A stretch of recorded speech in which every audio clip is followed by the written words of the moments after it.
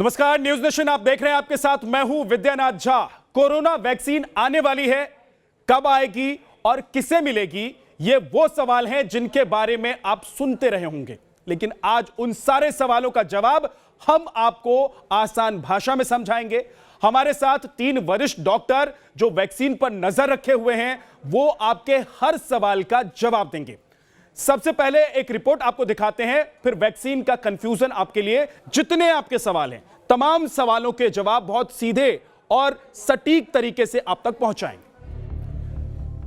तो कई दावे हैं, बहुत सारे सवाल हैं और कंफ्यूजन भी है, और इसीलिए आज हम कह रहे हैं कि अब रिमोट आप रख दीजिए अपने टेबल पर और इस शो को पूरा ध्यान से देखिए, ताकि आपके अंदर जो कंफ्यूजन है, आपके मन में जो सवाल है, वो सब दूर हो सके। क्योंकि आपके कंफ्यूजन और सवालों का जवाब देने के लिए हमारे साथ खास मेहमान इस वक्त हमारे साथ जुड़ गए हैं। डॉक्टर MC मिश्रा एम्स के पूर्व निदेशक हैं, डॉक्टर उमा कुमार एम्स के डॉक्टर हैं, डॉक्टर अनिल गोयल पूर्व सचिव IMA के। आप तीनों का बहुत बहुत स्वागत है। आप लोगों के पास मैं आऊं और सवाल रखूं, जो कंफ्यूजन है उसके बारे में आपसे पूछूं, लेकिन उससे पहले हम दिखाना चाहते हैं अपने दर्शकों को कि दरअसल कौन कौन से वो सवाल हैं जिसको लेकर सबसे ज्यादा चर्चा हो रही है। देखिए, वैक्सीन पर आम आदमी का सवाल सबसे पहले तो यही है कि कब तक ये वैक्सीन आएगी, वैक्सीन आने की तारीख क्या है, वैक्सीन आने में देर क्यों हो रही है, यह भी एक अहम सवाल है। कहां कहां बन रही है वैक्सीन, साथ ही लोग ये भी पूछ रहे हैं कि सबसे पहले वैक्सीन कहां मिलेगी। सबसे ज्यादा उत्सुकता लोगों में वैक्सीन कहां मिलेगी इसको लेकर है। वैक्सीन सरकार देगी या फिर कोई निजी संस्था देगी या निजी कंपनी की तरफ से ये वैक्सीन बेची जाएगी। वैक्सीन के कितने डोज जरूरी होंगे, क्या 1 डोज लेने से काम हो जाएगा, 2 डोज लेने होंगे या कितने डोज लेने होंगे। वैक्सीन के बाद दोबारा कोरोना क्या नहीं होगा, वैक्सीन लगाने के बाद मास्क हट जाएंगे, एक बार आपने वैक्सीन लगा लिया मास्क की जरूरत रहेगी या नहीं रहेगी, वैक्सीन के बाद सैनिटाइजर की जरूरत पड़ेगी या नहीं पड़ेगी, हर आदमी को क्या वैक्सीन मिल पाएगी, वैक्सीन को कौन देगा, ग्रीन सिग्नल, यानी कि जब वैक्सीन बनकर तैयार हो जाएगी तो ग्रीन सिग्नल देने वाला कौन होगा, वैक्सीन के बाद कोई सर्टिफिकेट क्या दिया जाएगा, बांटा जाएगा, और वैक्सीन के बाद क्या सावधानी बरतनी पड़ेगी, वैक्सीन के बाद कोई साइड इफेक्ट तो नहीं होगा इसका, ये सवाल भी लोगों के जहन में है। और ये तमाम सवाल हैं और इन्हीं सवालों को लेकर हम सीधे चलते हैं अपने हमारे खास जो मेहमान हमारे साथ जुड़े हुए हैं उनके पास। डॉक्टर MC मिश्रा जी, सबसे पहले मैं आपके पास आता हूं और सबसे पहला जो सवाल है वो यही कि आखिर ये वैक्सीन कब तक आएगी। देखिए जहाँ साहब, इसका पता तो अभी किसी को नहीं है, जो बना रहे हैं उनको भी नहीं पता है कब तक आएगी। साफ शब्दों में अगर मैं कहूँ तो कंफ्यूजन हमारे मन में हो सकता है, लेकिन जो वैक्सीन रिसर्च में इन्वॉल्व है उनमें कोई कंफ्यूजन नहीं है। उनको जब तक ट्रायल पूरे नहीं हो जाएंगे, उसका डेटा अच्छी तरह से रोबस्ट तरीके से नहीं एनालाइज हो जाएगा, कोई लाइसेंसिंग एजेंसी इसकी अनुमति नहीं देगी। इमरजेंसी ऑथराइजेशन भी तभी मिलेगा जब इंटरिम डेटा इसका बहुत सक्षम होगा और ये दिखाएगा कि हाँ वैक्सीन सेफ है और जो क्षमता इसकी होनी चाहिए वो क्षमता है रोग प्रतिरोधक क्षमता को क्रिएट करने में हम लोगों में। तो अभी फेज 3 ट्रायल, लगभग सभी वैक्सीन के फेज 3 ट्रायल शुरू हुए हैं, किसी का थोड़ा पहले किसी का थोड़ा बाद में। और इसमें से जो मैं बताऊं आपको, 5 वैक्सीन USA में चल रही हैं जिनके फेज 3 ट्रायल लगभग शुरू हो गए हैं। एस्ट्राजेनेका की जो आपने नाम लिया, एक जेनसन की है, एक मॉडर्ना की है, एक नोवावैक्स की है और एक फाइजर की है। फाइजर और जो मॉडर्ना है, ये बड़ा इसका नाम चल रहा है।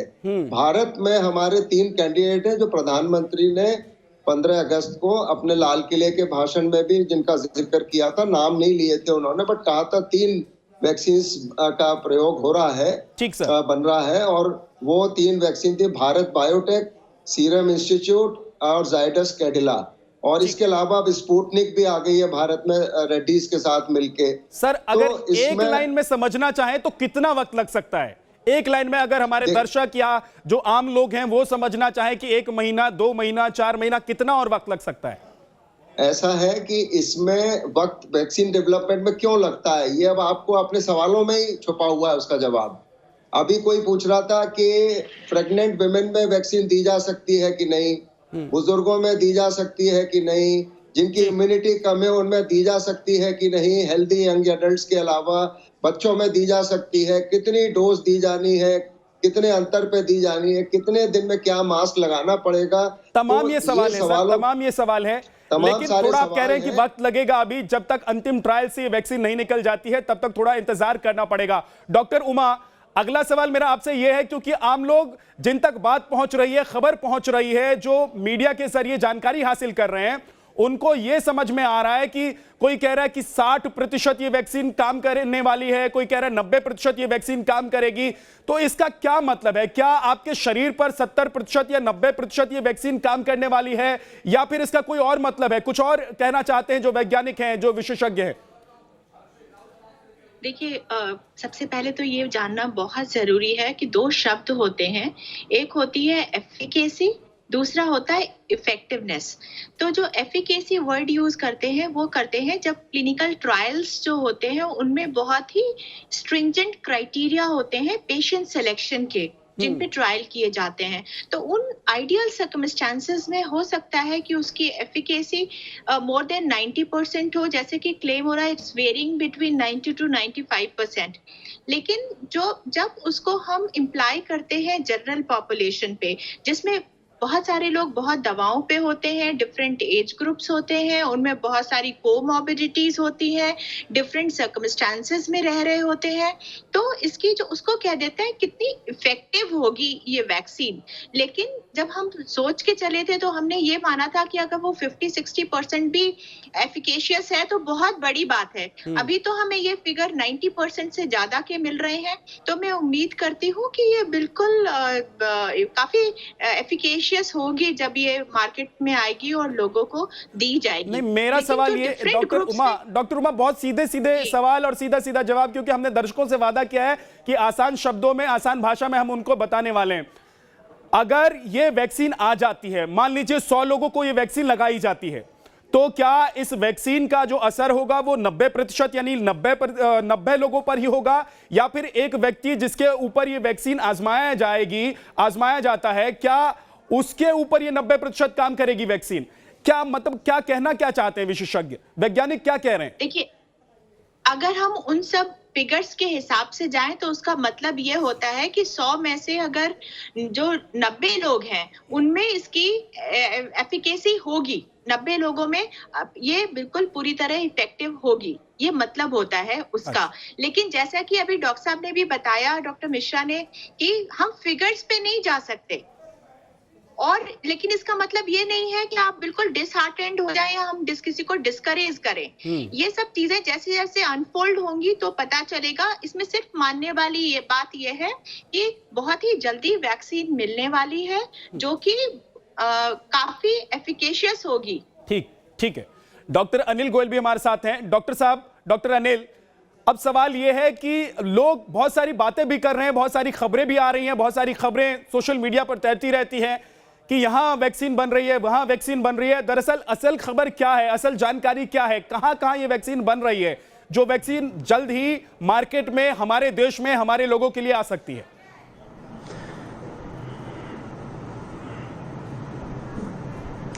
देखिए, जाइडस कैडिला की फेज 3 क्लिनिकल ट्रायल दिसंबर में शुरू होने वाला है, जिसमें करीब 30,000 लोगों पर यह ट्रायल होगा। जाइडस कैडिला की विज्ञप्ति के अनुसार मार्च अप्रैल में उन्होंने कहा है कि हम वैक्सीन मार्केट में ले आएंगे। ये उनकी कंपनी की विज्ञप्ति है, number 1। Serum Institute of India ने भी इसी तरह का वादा किया है कि मार्च अप्रैल तक ये आ सकती है। इसके अलावा जो हमारी भारत बायोटेक की है उसमें फेज 3 क्लिनिकल ट्रायल में है और उसको भी उम्मीद है मार्च अप्रैल तक। ये आपको फेज 3 क्लिनिकल ट्रायल क्या है ये जानना आवश्यक है। इसमें करीब 20 से 30,000 लोगों में ट्रायल होता है और इसमें ये देखी जाता है कि ये डबल ब्लाइंड है, कुछ लोगों में वैक्सीन दी जाती है, कुछ में नहीं। तो दूसरा सवाल आपका ये है कि 60% या 90%, इस पर अभी हमें और डेटा की जरूरत है। इसमें ये पाया गया कि जब ये हाफ डोज दिया तो 90% आया, फुल डोज दिया तो 60%। So we need more robust data. जो फेज 3 क्लिनिकल ट्रायल में जब 30,000 लोगों पर ये टेस्ट होगा तब वो डेटा आएगा कि पूरी डोज कितनी है। अभी तक जो डोज का कहा है, जाइडस कैडिला ने कहा है कि हम 3 डोज देंगे, सीरम इंस्टीट्यूट ने कहा है हम 2 डोज देंगे, और तीसरा भारत बायोटेक ने कहा है हम 2 डोज देंगे। सो डोज कितनी होगी कितने टाइम पर दी जाएगी, कब दी जाएगी, ये विषय अगले 2-3 महीने में क्लियर हो जाएंगे। ठीक है सर। आपने कहा कॉमन लैंग्वेज में बोलूं तो मैं ये बोल सकता हूं कि ये सेफ है, अगर 60% भी है तो सेफ है, और मार्च अप्रैल तक इसकी आने की उम्मीद है तीनों कंपनी की वैक्सीन की। ये हमारे माननीय स्वास्थ्य मंत्री ने भी कहा है कि मार्च अप्रैल तक देश में वैक्सीन आने की उम्मीद है। ठीक है और कल प्राइम मिनिस्टर मोदी जी, कल आप जैसे जानते हैं सीरम इंस्टीट्यूट ऑफ इंडिया की भी देखने जा रहे हैं, और अहमदाबाद की जाइडस कैडिला की कंपनी का भी ठीक है सर, मैं आपके पास लौट कर आऊंगा। सीरम इंस्टीट्यूट ऑफ इंडिया का आपने जिक्र किया और मेरे सहयोगी Vikas Srivastava Serum Institute of India के बाहर ही खड़े हुए हैं जहां पर पूरी तैयारी चल रही है। विकास, वहां से क्या जानकारी है लोगों के लिए? देखिए, यहाँ के लोग काफ़ी उत्साहित हैं। वो मानते हैं कि पीएम मोदी का ये दौरा सीरम इंस्टीट्यूट के लिए दरअसल एक बहुत बड़ा संदेश लेकर आएगा। पूरे भारत की जनता को नहीं बल्कि विश्व की जनता को ये संदेश जाएगा कि भारत जो है कोरोना वैक्सीन बनाने में सक्षम है, और वो इतने बड़े पैमाने पर वैक्सीन बना सकता है कि बहुत सारे लोगों को, देश के बाहर के लोगों को भी निजात दिलाई जा सके कोरोना के इस संक्रमण से। और इसी वजह से सीरम इंस्टीट्यूट ऑफ इंडिया के भीतर एक उत्साह का माहौल है। कल वो आएंगे, 1 घंटे का वक्त वो यहाँ पर देंगे। इस दरमियान वो इस कंपनी की तमाम डिस्ट्रीब्यूशन और प्रोडक्शन की तैयारियों को देखेंगे, और देखेंगे कि किस तरीके से ये कंपनी देश के अलग अलग 17 शहरों में जो उसके फेज 3 का ट्रायल चल रहा है उसको किस तरीके से एग्जीक्यूट किया जा रहा है। संभावना ये भी जताई जा रही है कि ये सारी चीजें देख लेने के बाद मोदी खुद अपनी तरफ से किसी बड़ी खबर का ऐलान करें। एक गुड न्यूज जो है वो भारत की जनता के लिए। ठीक है, आप डटे रहिए, बने रहिए, क्योंकि गुड न्यूज अगर सीरम इंस्टीट्यूट ऑफ इंडिया से आने वाली है तो ये पूरे देश के लिए अच्छी खबर है, बहुत अच्छी खबर है, जिसका बेसब्री से कोरोना काल में लोग इंतजार कर रहे हैं। विकास, एक बार फिर से चलते हैं डॉक्टर मिश्रा के पास। डॉक्टर मिश्रा, अब सवाल यह भी है कि वैक्सीन के कितने डोज जरूरी होंगे? वैक्सीन के बाद क्या दोबारा कोरोना नहीं होगा? देखिए, अभी तक जो जैसे डॉक्टर उमा ने बताया और डॉक्टर अनिल गोयल साहब ने भी बताया, जो भारत बायोटेक की वैक्सीन है उसमें लगभग 70,000 फेज 3 ट्रायल में रिक्रूटमेंट का व्यवस्था है, और वो पूरे देश में बहुत सारे सेंटर्स हैं। पीजीआई रोहतक भी है, उसमें हमारा ऑल इंडिया इंस्टीट्यूट भी है, और बहुत सारे सेंटर्स हैं।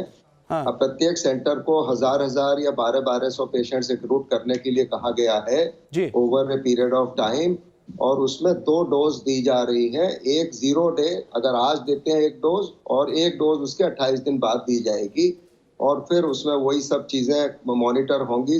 कोई साइड इफेक्ट, सेफ्टी हालांकि इंश्योर हो गई है फेज 1 और फेज 2 ट्रायल में, लेकिन फिर भी इस फेज 3 एक बार क्या ये वैक्सीन अगर लग जाए उसके बाद कोरोना होगा कि नहीं होगा? यही तो, इसीलिए तो भाई साहब टाइम लगता है वैक्सीन के रिसर्च में। मतलब अभी इंतजार करना पड़ेगा इस सवाल का जवाब जानने के लिए। हाँ जी, बिल्कुल इंतजार करना पड़ेगा, तभी पता लगता है कि वैक्सीन का मीजल्स की तरह काम करेगी, पोलियो की तरह काम करेगी, स्मॉल पॉक्स की तरह काम करेगी, या फिर ये फ्लू की तरह काम करेगी, जिसमें बात चलती है कि 60% इफेक्टिव होती है वो वैक्सीन। ठीक है सर। 100 लोगों को लगती है, 60 लोगों में क्षमता बनती है, और 40 लोगों में नहीं बनती है। ये चूंकि फ्लू वायरस है, इसका पता समय के साथ लगेगा, और वैक्सीन डेवलपमेंट में जो समय का चक्र घूमता है वो इसीलिए घूमता है क्योंकि ये सब जवाब चाहिए होते हैं। ठीक है डॉक्टर मिश्रा, मैं आपके पास लौट कर आता हूं। वैक्सीन आज नहीं आएगी। डॉक्टर उमा कुमार हमारे साथ हैं। डॉक्टर उमा कुमार, अब अगला सवाल ये है हम लोगों का कि वैक्सीन लगाने के बाद मास्क हट जाएंगे क्या? क्योंकि लोग मास्क लगा लगा कर परेशान हैं, और सैनिटाइजर की जरूरत होगी या नहीं होगी, इसका भी जवाब दे दीजिए। वैक्सीनेशन के बाद जो है नहीं, मैं कहूंगी कि सैनिटाइजर की जरूरत होगी, और जब तक ये वायरस एनवायरनमेंट में सर्कुलेट करता रहेगा तब तक जो हमने चीजें सीखी हैं कि जो इन्फेक्टेड प्लेसेस हैं, इन्फेक्टेड पर्सनल्स हैं, उनसे बचने के लिए मास्क का इस्तेमाल कर लिया, सैनिटाइज किया हाथों सरफेसेस को, और सोशल डिस्टेंसिंग, ये अच्छी आदतें हैं तीन, और अगर आ जाती है हमारे लाइफ में तो सिर्फ कोरोना से ही नहीं, बहुत सारी बीमारियों से बचाव हो सकता है। हैविंग सेड दैट, वैक्सीन का जैसे अभी बताया आपको डॉक्टर साहब ने कि जो उसकी ड्यूरेशन है कि कितने समय वो प्रोटेक्ट करेगी, उस पे डिपेंड करेगा कि मास्क हमेशा परमानेंटली हट जाएंगे या फिर ऑन ऑफ ये चलता रहेगा कि जैसे वो सीजन आया तो लोग खुद को प्रोटेक्ट करने के लिए मास्क का इस्तेमाल करेंगे और वैक्सीन का शॉट लेंगे। So we'll have to wait for that. लेकिन इन तीनों चीजों से छुटकारा तो इतनी जल्दी नहीं मिलने वाला। डॉक्टर अनिल, अब तमाम लोग जो हैं, क्योंकि हर किसी को ये डर है कि कोरोना उसको हो जाएगा और बार बार हो सकता है, तो हर भारतीय को क्या ये वैक्सीन मिलेगी और वैक्सीन को कौन देगा ग्रीन सिग्नल, यानी कि किसके ग्रीन सिग्नल मिलने के बाद लोगों तक ये वैक्सीन पहुंचेगी?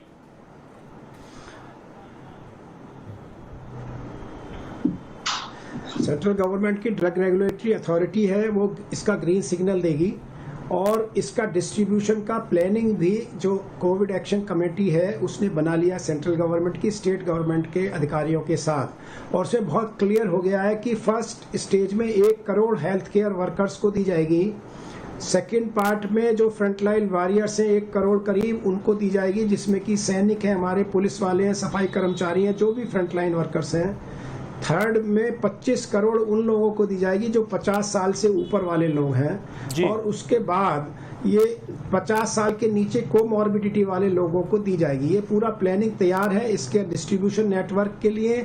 जैसा कि आप दिल्ली में, मैं जानता हूँ राजीव गांधी सुपर स्पेशलिटी अस्पताल में भी वहाँ की जो रेफ्रिजरेशन फैसिलिटी, वहाँ पर स्टोरेज की फैसिलिटी डेवलप हो रही है, ऐसे पूरे देश में डेवलप हो रही है। जी डॉक्टर अनिल, एक जानकारी और दे दीजिए कि वैक्सीन के बाद क्या कोई सर्टिफिकेट, मुझे लगता है या कोई रिकॉर्ड भी तैयार होगा कि किसको वैक्सीन लग गई है, और सर्टिफिकेट की तरह कुछ बांटा भी जाएगा कि सर्टिफाइड हो गए आप, वैक्सीन लग गई है, अब आपको कोरोना हो सकता नहीं हो सकता? मुझे लगता है कि मुझे लगता है कि ये क्या है, जो मेरी इंफॉर्मेशन है उसके रजिस्ट्रेशन शुरू हो गए हैं डॉक्टर्स के, ये मैं जानता हूं, उसके एक लिंक आया हमारे पास जो डॉक्टर्स के रजिस्ट्रेशन शुरू हो गए हैं, और मुझे लगता है ये फिर कहीं ना कहीं आरोग्य सेतु ऐप और मोबाइल ऐप से जोड़ा जाएगा कि यस दिस जेंटलमैन और जिस वुमेन इज वैक्सीनेटेड और नॉट। तो इस प्रकार से आरोग्य सेतु और मोबाइल ऐप के माध्यम से निश्चित रूप से वो जानकारी पब्लिक डोमेन में आएगी, जितने भी हमारे आसपास हैं वो कोरोना पीड़ित हुए हैं या नहीं हुए हैं और उनको वैक्सीनेशन हुआ है नहीं, ऐसा मेरा अनुमान है। बहुत बहुत शुक्रिया सर हमसे बात करने के लिए और तमाम जानकारी साझा करने के लिए। डॉक्टर उमा कुमार, आपका भी बहुत बहुत शुक्रिया। डॉक्टर MC मिश्रा जी, आपका भी बहुत बहुत शुक्रिया, और विकास आपका भी बहुत बहुत शुक्रिया अभी के लिए। लेकिन आप नजर बनाकर रखिए, क्योंकि आपने कहा है कि गुड न्यूज आने वाली है सीरम इंस्टीट्यूट ऑफ इंडिया से, तो उसका इंतजार हमें भी है और पूरे देश के लोगों को भी है। एक छोटे से ब्रेक के लिए हम रुक रहे हैं, फौरन वापस लौटेंगे।